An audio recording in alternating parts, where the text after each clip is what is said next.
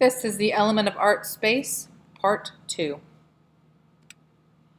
So when we are working with two-point perspective, we are drawing the object at an angle to the viewer. So you are always going to draw that angle first. And a lot of my students get this confused. They want to revert back to those one-point perspective. Remember, one-point perspective, you draw the front of the box or the front of the object facing the viewer, and then it's parallel to the viewer. Two-point perspective, we draw that object at an angle. We're seeing a corner. We're seeing the object at a tilt. Okay, so things are a little bit more skewed. So with two-point perspective, looking at this formula, here is our angle right here directly in the center. You now have two vanishing points that are located on the horizon line. Remember, those vanishing points always stay on the horizon line. So from that angle, the left-hand side goes towards that left-hand vanishing point. Both the top part of the angle and the bottom part of the angle are always going towards that vanishing point on the left-hand side.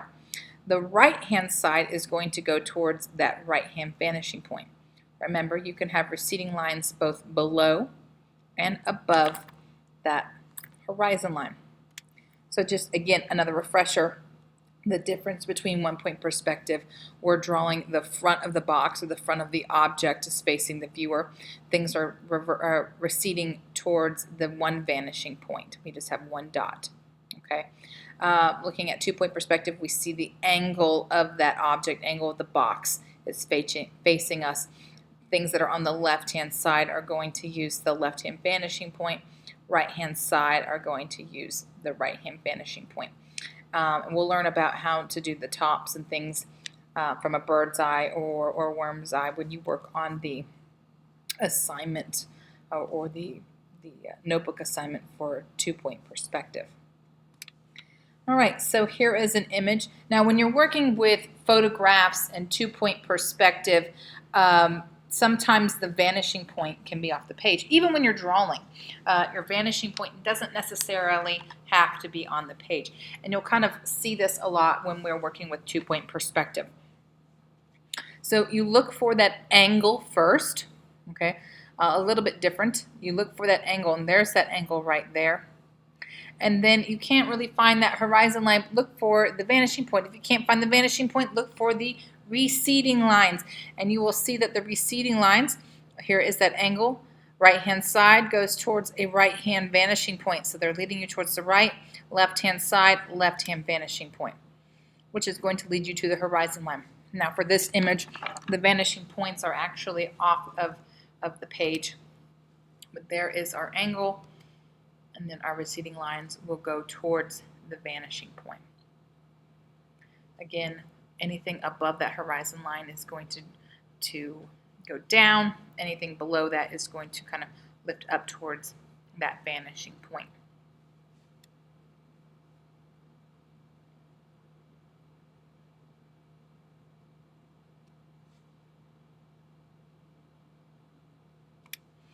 All right, this image, you're actually able to see the horizon. You can see it back there in the back. You're able to see the vanishing points on this one. Again, look for that angle. So this first building here is at an angle. And then you can see that horizon line in the distance. But if you could not find that, look for those receding lines. They are going to recede towards the vanishing point. And because we are, so high above, we're actually able to see those vanishing points on this image.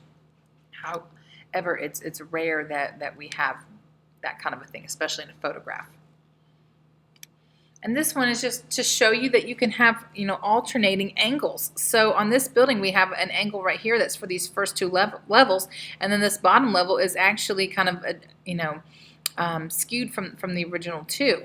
Okay, so anything wherever that angle is, and you can continue that angle. We have a reflection here. Everything on the left-hand side is going towards that left-hand vanishing point. Everything on the right-hand side is going towards that right-hand vanishing point. All right. And when you're working with perspective or artists that work with perspective, you've seen the chalk drawing artists, I think that they're just amazing.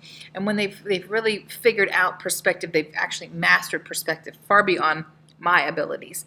And I really like to show their artworks and show how you can manipulate the artworks. So of course I have this like a little tiny drawing here that you can see what it was created, but here is their sketch. Okay, so they are working with perspective, and their vanishing point is very far back. It's actually quite skewed to make things look realistic. But here's an image of it from a different perspective. Okay, so they are able to figure out, I don't know how they stretch this and skew this to make it look so much more realistic when you're at a certain perspective or vantage point. And if you're at a different vantage point, it obviously looks really stretched. But these street chalks are so cool. And once you master perspective, you can really create some cool things. And if people are on their cell phones walking in the street and they happen to come across this, it might scare the crap out of them because it's so realistic. Again, here is another one. This would be a 2-point perspective. See, as you can see these angles right here. All right, so left-hand side going towards the left-hand vanishing point, right-hand side towards the right-hand vanishing point. So here is this image from a different perspective, a very skewed perspective. Again, you can see that you have to be using you have to be standing in the appropriate position in order to see these things correctly. Look at the snail's antenna. Does one not match like the other? Because this artist is actually using a pole and using found objects within the space to add that as part of his drawing. Another perfect example of standing in the opposite, in a different perspective and seeing this from a stretched vantage point. Who doesn't love Snoopy?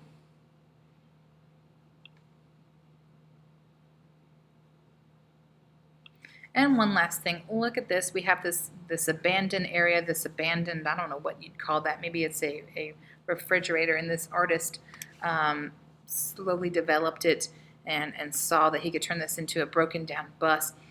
And look at how well this looks. He even created that is that box. And you can kind of see it where he's sitting up on top of the ledge. You can see the original box. He was able to shape this into that space.